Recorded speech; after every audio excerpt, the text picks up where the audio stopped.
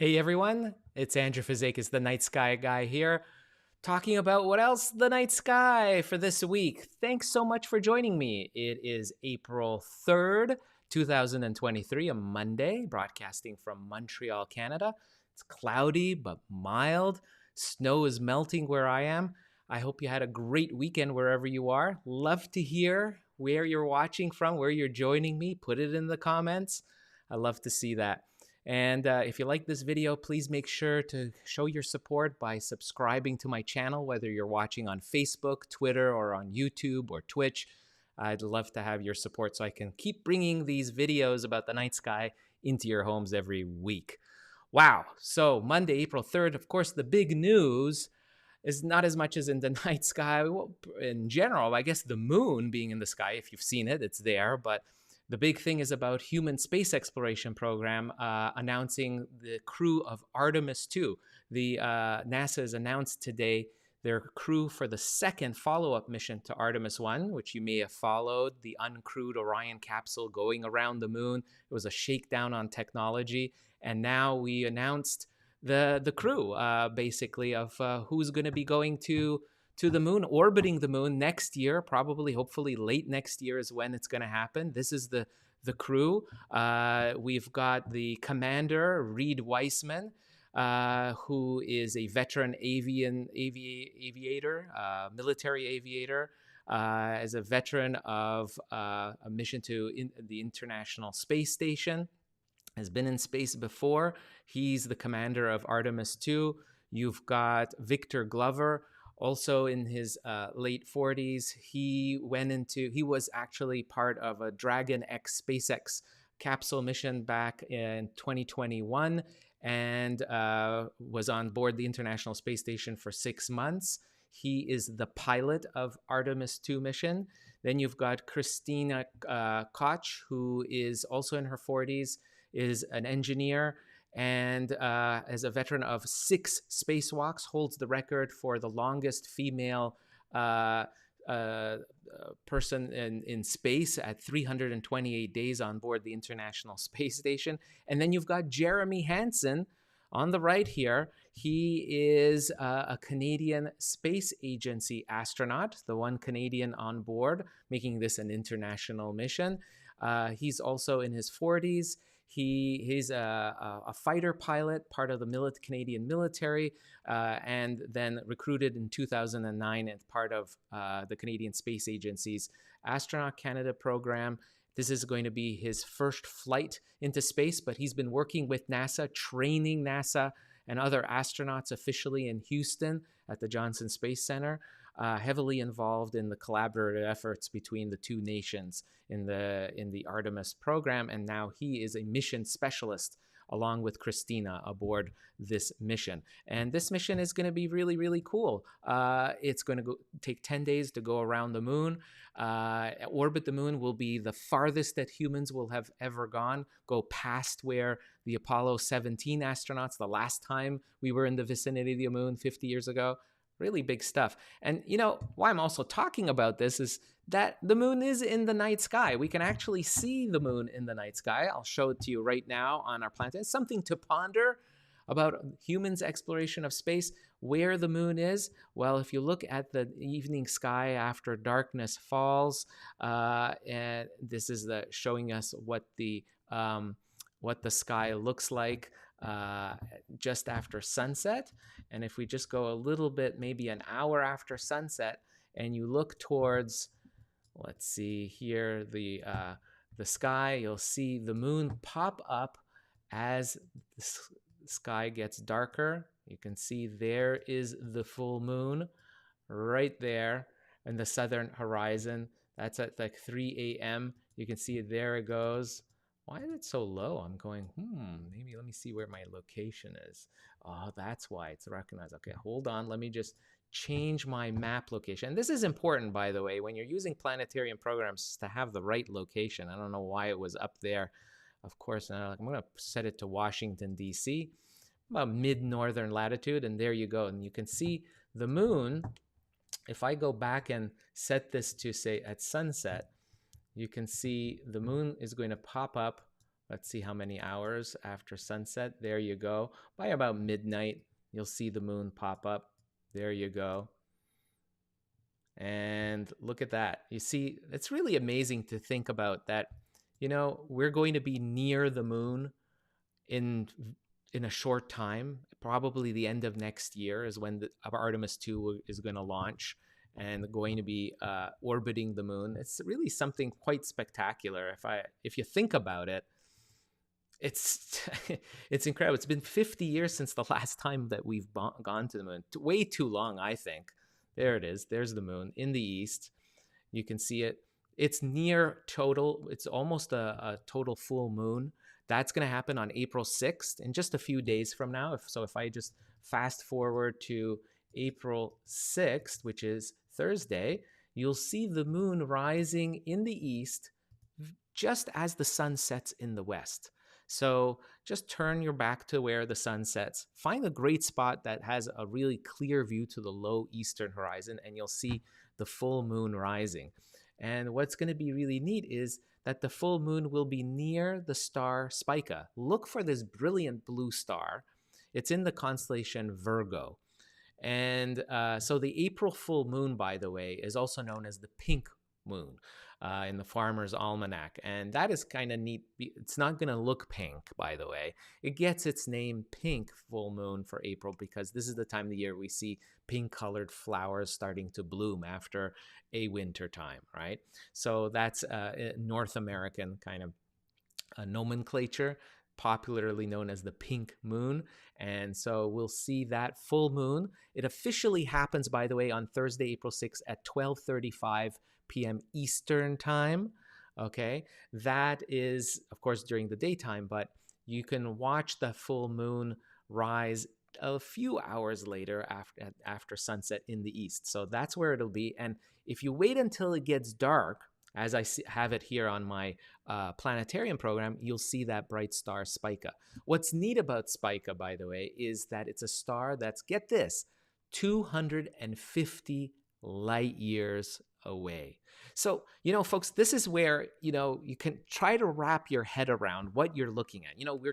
I'm framing this discussion on my broadcast with the thinking of that we humans are going back to the moon, right? So we're going to visit this orb in the sky that we can see. You just step outside and you look up and you go, that moon is about 280,000 miles away. That's equal to approximately 400,000 kilometers.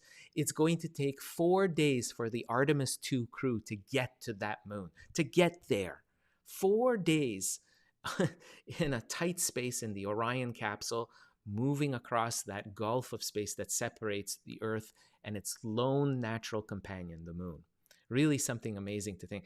And so we're traveling to the moon, takes us 4 days, but imagine going to the Spica at 250 light years away. It means that the speed of light is traveling at 300,000 kilometers per second. That's about 180,000 miles per second for those of my friends in the United States. And it still takes, even at that speed, 300,000 kilometers per second, that the photons of light travel in space. It takes 250 years for that light from the star to get here. That same light, the sunlight, bouncing off the moon, however, to see the moon, it takes light from the moon only just over a second, 1.2 seconds, to reach your eye. That's how close the moon is. 1.2 light seconds away is the moon, while Spica is 250 light years. Years it takes, 250 years, as opposed to only 1 second from the moon. Just something to think about this Thursday night as the moon, full moon rises, the pink full moon rises in the eastern sky. Think about that, about humans going back to the moon finally after 50 years. It's really cool, puts things into perspective in terms of how large the universe is. There's going to be another beautiful star. By the way, talking about stars, look for that. Look at the coloration of Spica. Spica next to the moon. And by the way, because the moon is going to be full, it's so bright, maybe bring out your binoculars to look at Spica. But look at next to Spica, far off the left, to the left of this beautiful pairing is going to be an orange star. That is called Arcturus. Arcturus is a orange giant star in the constellation. You can see Bootes right there. And what's interesting is that Arcturus looks about as bright as Spica does. It'll be easier to see because it's farther away than from the moon, from the glare of the moon a bit. But look at the color differential. It's orange in color, distinctly orange. Its temperatures are lower, the surface temperatures of the star, and it's a hotter star, Spica, and it's farther away. It's a gigantic star and must be to compete in brightness, right, with Arcturus. So something really cool to see. I'm looking at the comments from everyone here, seeing folks from the UK join us. Love it. Leonard from Hermosa Beach, California. We got Michael from Ireland joining us. Ilsa from Vienna. Catherine from Missouri. So nice to see you guys. I love seeing comments of where you guys are watching from. And this is April 6th again. Mark that on your calendar. You want to see that beautiful pairing of the moon. Now, because of the full moon, by the way, the moon will be, and Spica is the lead star in the constellation Virgo the Maiden. That zodiacal constellation is rising in the east in just after darkness falls, and it is going to dominate our skies along with Leo the lion. These are traditional what we call springtime constellations in the northern hemisphere, fall constellations for those of you in the southern hemisphere. These are going to dominate the skies. And I want to point out something.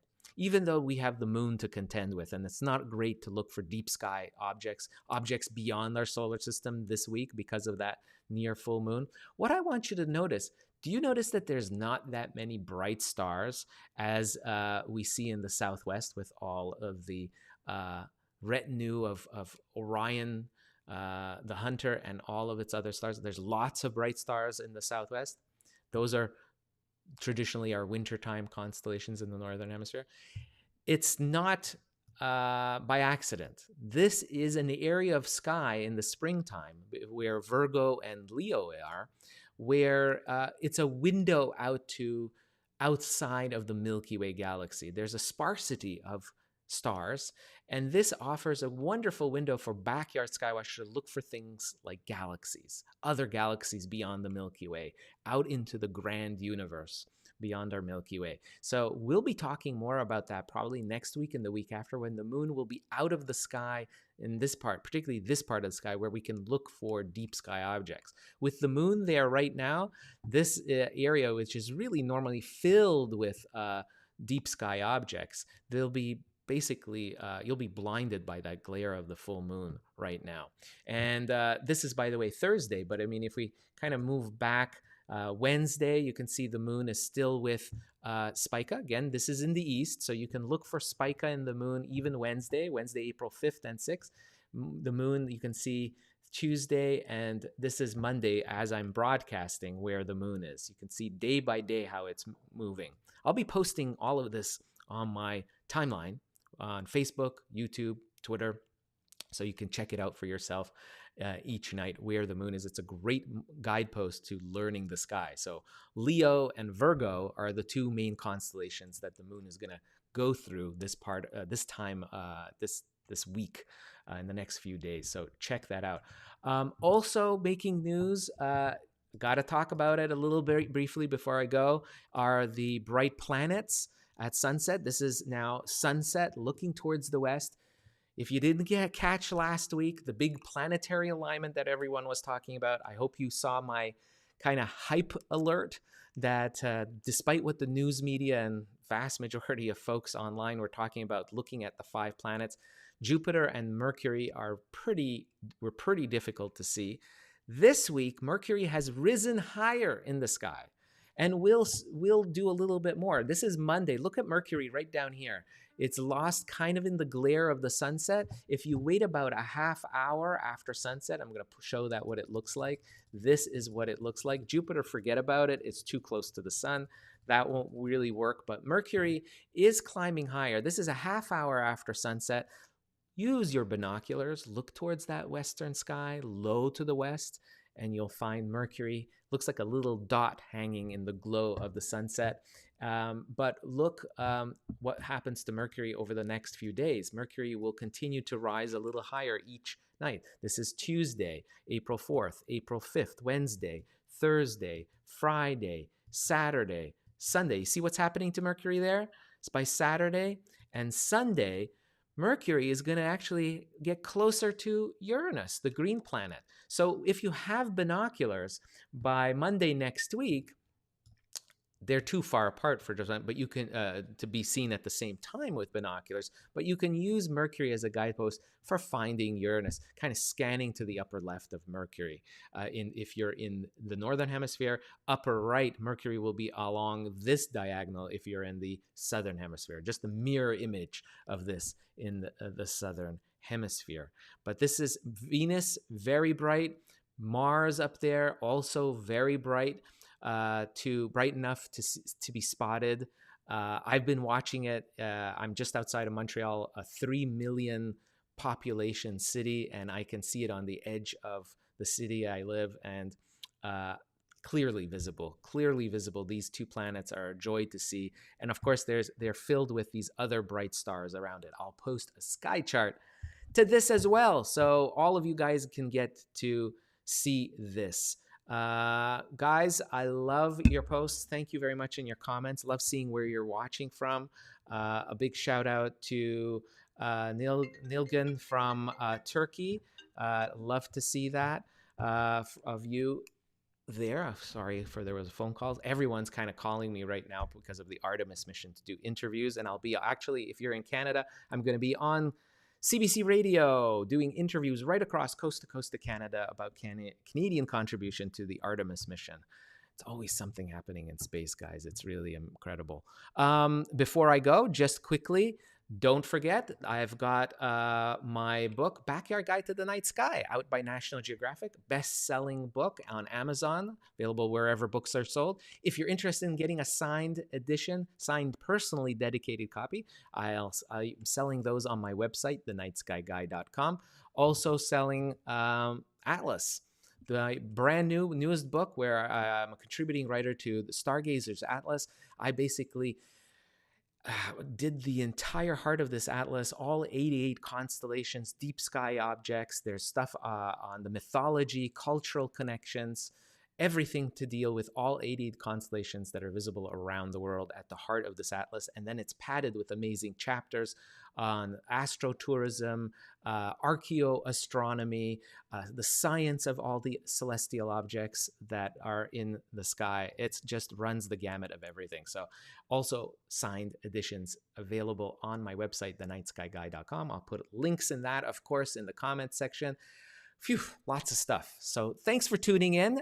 If you like this video, please make sure you hit that subscribe button, whether you're watching on YouTube, Facebook, or Twitch, or Twitter, and hit that notification alert as well so you don't miss my next posts of sky charts and other space news that comes across my desk every day.